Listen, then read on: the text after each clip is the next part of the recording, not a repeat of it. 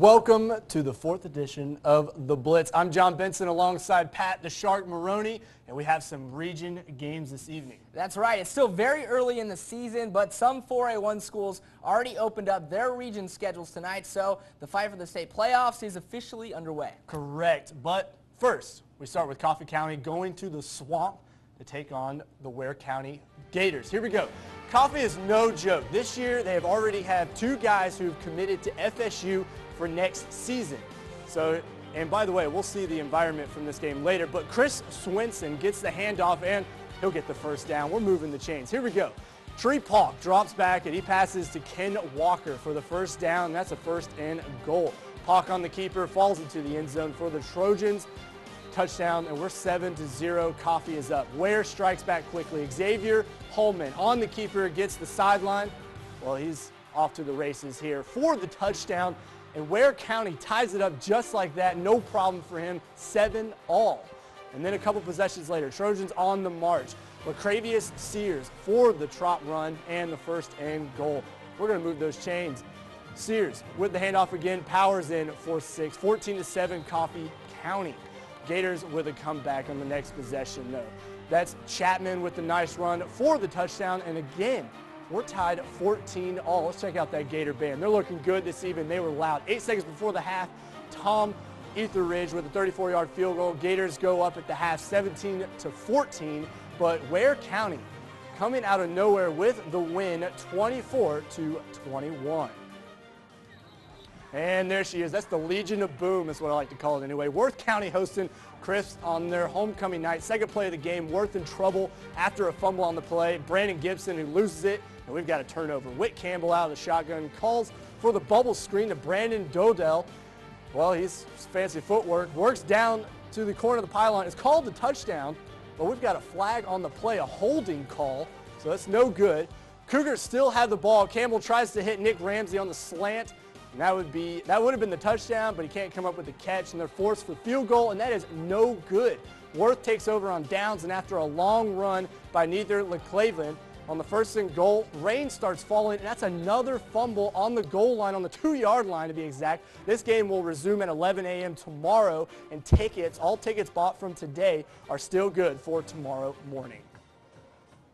The Albany Indians were well on their way to their first win of the season last week, but then Mother Nature intervened and the game was called. Tonight, they were back at Hugh Mills, determined as ever to get in the win column. Unfortunately, they'd have to wait another week. The Laney Wildcats had their way tonight, already up big. Albany's trying to make a stand, and there's Brandon Palmer. Good position there to stuff the run play. Laney going to the air now. Kevin Lackey, all sorts of time, finds Gabriel Brown on a post route. He's brought down after a big gain. Then they go back to the ground, handed to the back, twisting and turning their way. That'll move the chains. I know John Benson loves those running backs, but the Indians played with some pride on this drive. They sniff out the read option. Jonathan Jefferson leads the charge there for a loss, and then Lackey drops back to pass, drops the football, but bad break for Albany. Laney gets it right back. Nearing the end of the half now, Lackey rolls right, takes a shot at the end zone, but wideout can't hold on. Laney rolls over Albany in this one, 54-6.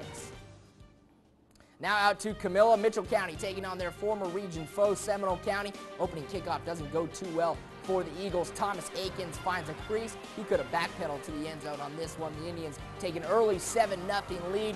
Now on the ensuing kickoff, Timothy Williams from Mitchell County finds all sorts of running room on the far side of the field. He'd eventually get pushed out of bounds, almost killing me in the process. Then Troy Chester drops back and fires a strike to a favorite target there, Joshua King, for a 1st down. Good throw and catch there. Then some trickeration. Halfback pass to Terry Burley. I'm going to see if I can run that play in Madden a little later on tonight. Then Mitchell County finishes the drive. Malik Rhodes scampers in for 6. Eagles would miss the extra point, though. The defense is tightened up a little bit after that. Seminole puts the ball on the ground. Burley recovers it for the Eagles, but they would stall on offense. The Indians all over Chester here for a sack. Seminole would run away with this one, 42-12. We are far from done here on the Blitz. Our main man, Doug Reardon, is live in Bainbridge, so he'll fill us in on what's going on out there, and we'll have highlights from Valdosta. All that and more coming up after the break.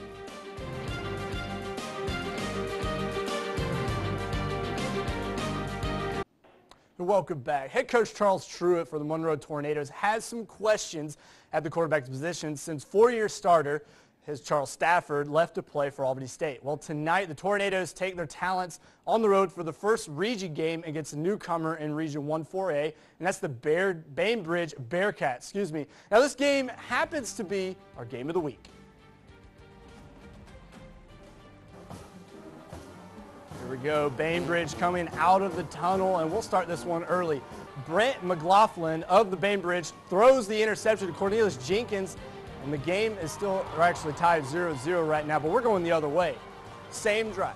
Pass to Tito McGowan, complete from Monroe for Monroe first down. They can't score. They would actually later have to punt after being forced out of bounds. Bainbridge on the ensuing position, fumbled and recovered by Damian Pierce, and we're still scoreless. In the second quarter, offensive woes continue in the second, and both teams still struggling here. Monroe quarterback Willie Jones, he would get sacked in the back of the end zone, or back there for a huge loss. And then later on, being forced out of the pocket and then finally trying to find some light. And then a nice pass up the middle for the first down to keep the chains moving. But this is a low-scoring one. Bainbridge ended up coming away with the win by just 1 point, 6-7 for your final. Now, over to one of my favorite segments in the show. We go live with Mr. Know-It-All, Say It Ain't So, Fox 31's Doug Reardon.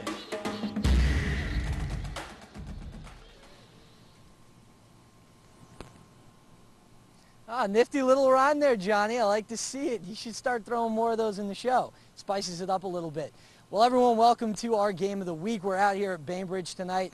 Not exactly a thriller, but it was a good game when all was said and done. And it was a game that was a quarter century in the making.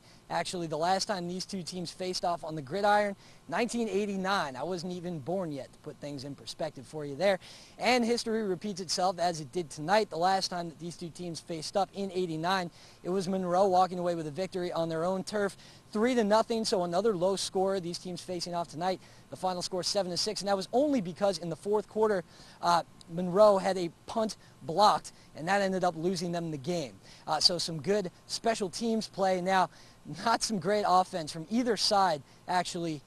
You know, in the first quarter, I think the refs honestly were working harder than the players. We had offsides calls. We had delay of games calls. I mean, the Monroe quarterback hard snapped his wide receivers into an offsides call. So if both teams are going to start being competitive in this Region 1-4A division, they're going to have to step up and start producing some offense, start scoring some points. That is something that we're going to watch very closely as these teams move forward in their season. John, Pat? Thank you, Doug. Thanks for making the drive out to Bainbridge for us. Moving on, life's always tough in 6A1, and this season it looks like it's going to be even tougher. Colquitt County and Camden County are ranked 1 and 2 in the state, and Lowndes and Valdosta aren't far behind. So let's get out to Bazemore Hyder Stadium. Weather was a bit of a factor here, but welcome to Southwest Georgia, am I right? We'll pick it up in the first quarter. Valdosta up 3-0. Kenneth Hayes takes the snap for Thomasville. Off he goes. Bunch of Wildcats chase that fast man as he weaves his way down the field for a chunky yards. Hayes just getting started, though, takes the snap upfield for another positive play before being brought down. Then that's all we have for you. Thomasville is driving. Officials call a lightning delay with the Wildcats up 3-0. Right now it's in the fourth quarter, still 3-0. Now let's go out to Martin Stadium in Valdosta. Lowndes Vikings taking on Rockdale County from Conyers. Everybody all jacked up for this one. Bulldogs opening drives. Larry Minifield hits Devin Williams across the middle, races up the field in the Lowndes territory. I'm not one for comparisons, but that looks like Darren Sproles out there. Now we'll move on. Eventually he is pushed out of bounds before getting into the end zone. Fourth down now. Minifield hits Jakari Cameron there for a big conversion. What a snag. And then now Tawan Warren in at quarterback. Here he is spinning his way into the end zone. Bulldogs go up 7-0. Now Lowndes first possession. Desmond Copeland takes the pitch, brings it across the 50. Plenty of offense early on in this one. Then it's Austin Dixon back to pass. He finds Tyson Harris across the middle. He'll be brought down, but not until after a 20-yard gain. Then Dixon looks for DeMarcus Johnson opening the end zone, but can't hold on to it. Sets up a 27-yard field goal by Nick Hart. Lowndes trails 7-3 in the first quarter. They would turn it on, though. They won 45-15.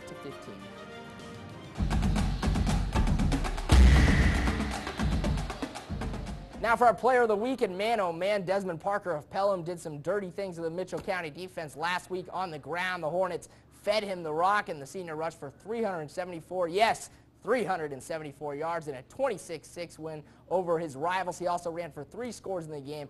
Won't see many games like this all season long. Very impressive stuff. So congrats to Mr. Parker for that legendary performance. And plenty of good games tonight. And yes, weather was a factor in a few of them. It looks like weather's going to be a factor tomorrow for college games. If you're traveling around the region, maybe heading to Alabama for Albany State versus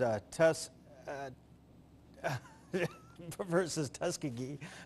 I'm sorry, I practiced that for a second. Now I lost it. Hold on. Georgia Southern, Georgia Tech, and Georgia at South Carolina. Rain through all Tuskegee. Everybody, Georgia and South Carolina, yeah, temperatures upper 80s, chances for rain. We've got plenty more scores and highlights coming up next. Tuskegee.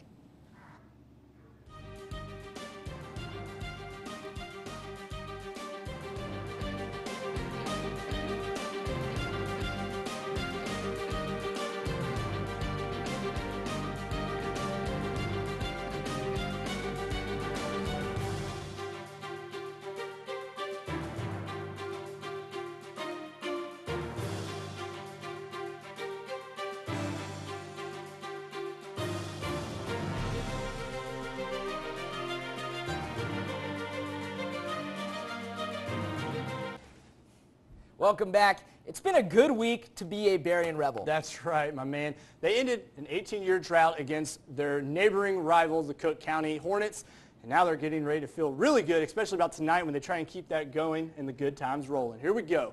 Ed Pelcher's crew looking for another big win this week, and on the first drive, Clinch County, Octavius Johnson calls his own number, bounces outside. That's 32 yards for the first down before he finally gets knocked down. What an impressive run. Berrien's defense bends but doesn't break. On 4th and 1, Clinch goes for it, and Curtis Simmons brings Johnson down behind the line, and the turnover, we're going the other way. Second quarter now, still scoreless. Clinch County punting it away, and it bounces off the foot of a Berrien player, and Marcus Hodges with the heads-up play to recover for Clinch. The Panthers drive into the end zone. 1st and goal, that's Travis Branham makes the tackle for the no gain. And then on the 4th and goal from the 3, once again, Berrien stops Johnson short of the end zone, and we're still scoreless in less than a minute of play. However, Berrien and Clinch County. Berrien with the 1-point lead in this one, 13-12 for your final. Well, it's fun here in the studio, don't get me wrong, but that looked like a fun game out there. Oh, absolutely, it did. And lucky for us, we sent some of our Darden kids out there to capture the sights and the sounds. I'm Ariel Mallory, and we're here in Nashville, Georgia, where the Berrien Rebels face the Clinch County Panthers. Here's some sights and sounds from tonight's game.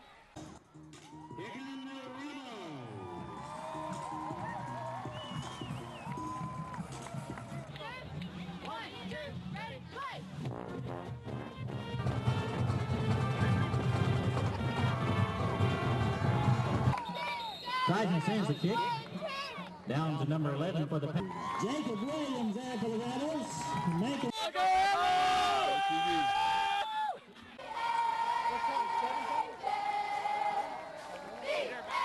And making it another Rebel first down.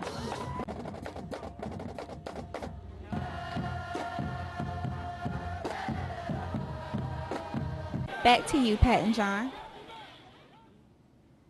Excellent job once again. Let's head out to the Hornets' nest in Pelham, where the Miller County Pirates and the Pelham Hornets are taking the field. Here's Kevon Johnson sneaking outside for a few yards before being ripped down by a Miller County Pirate. Now from the 39-yard line, DeMonte Franklin runs the ball to the 1-yard line, just shy of a Hornet touchdown. They would put 7 on the board next time they snapped the ball. Now Kevon Johnson, in his turn, runs up the sidelines with the ball, tackled hard by 2 Pirates for a Pelham first down. And now DeMonte Franklin again, he runs the ball wide. Man, they have a stable of backs at Pelham, but the flag is down. Late in the first quarter, Miller County's Alton Merritt sacked for a big loss of yards, and it would be 2nd down after that play. They can have as many downs as they want. Pelham's going to win this game 20-8.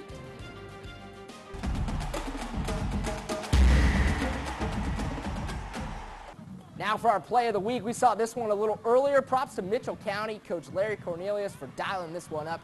Troy, this is actually last week's play of the week, but we can take a look at it again. He got laid out, but we'll try to get this week's play of the week to you next week. That's right. Well, coming up next, we take a look at some of the GISA games, and we learn more about what it takes to maintain those beautiful Friday night feels. So stay with us.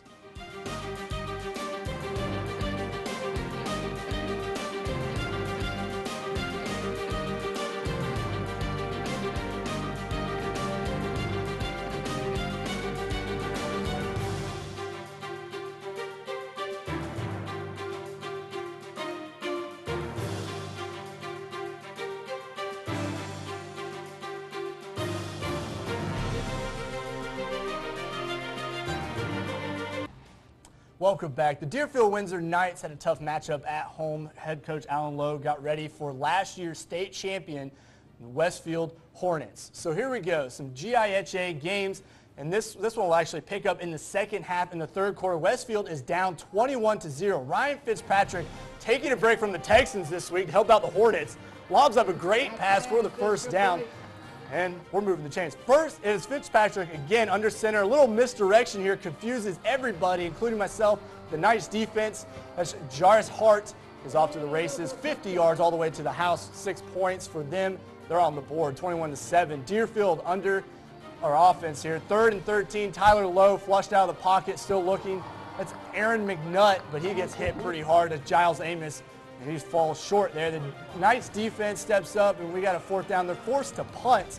However, there's a flag on the field in the back. That's roughing the punter in this 1st down Westfield. On the Hornets, they're driving. Tucker Moody gets the handoff, and that's a 1st down to get inside the red zone. But again, Deerfield steps up again on defense, forces the field goal, and this one is good, 10-21. Deerfield was leading in the 3rd. However, for your final, they would hold on for the win, 35-25.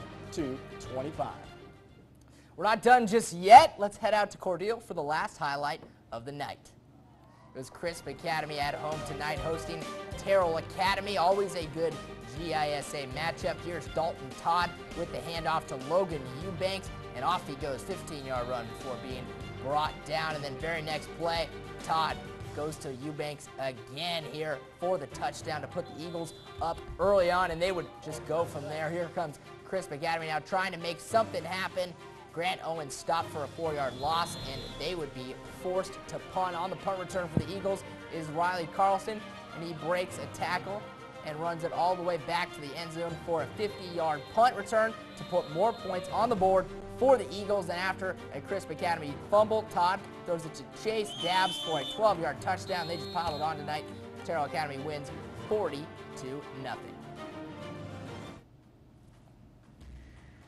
Man, oh man, fan of the week. It's not just one fan, but the entire stadium over in Ware County. The Swamp is what they call it.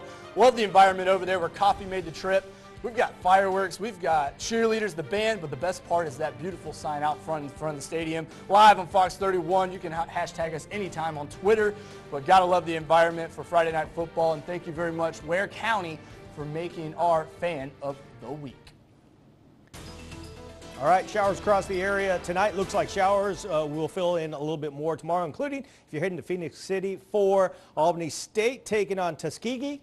Well, looks like showers and thunderstorms are likely right through the weekend. Here's what we get. Good chances for that rainfall, temperatures to the lower 90s.